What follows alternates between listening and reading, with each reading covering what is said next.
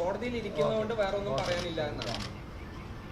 ഈ രണ്ടാമത്തെ പരാതിയുമായി ബന്ധപ്പെട്ട് രാഹുലിന് ഒന്നും പ്രതികരിച്ചിട്ടില്ല എന്ന് മാത്രമല്ല സ്വാഭാവികമായിട്ട് മാറുകയാണ്. ഈ പാർട്ടിയിൽ നിന്ന് നടപടി എങ്ങനെയാണ് കാണുന്നത്? അത് രാഹുൽ പ്രതീക്ഷിച്ചിരുന്നോ? രാഹുൽ ആ നടപടി പ്രതീക്ഷിച്ചിട്ടുണ്ടായിരുന്നോ?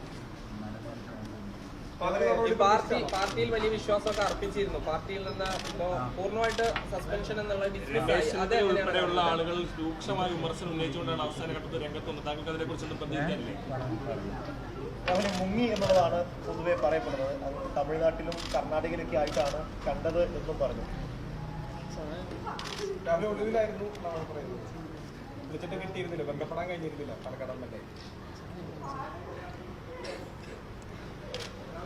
ഒന്നിനും ഇനി മറുപടിയില്ലാന്നാണോ?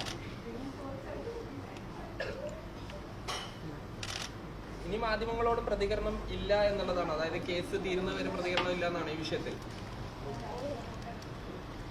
പാലക്കാട് തുടരോ? എന്താ നീക്കം? രാഹുൽ ഇനി അങ്ങോട്ടേക്ക് സാധാരണ ഏത്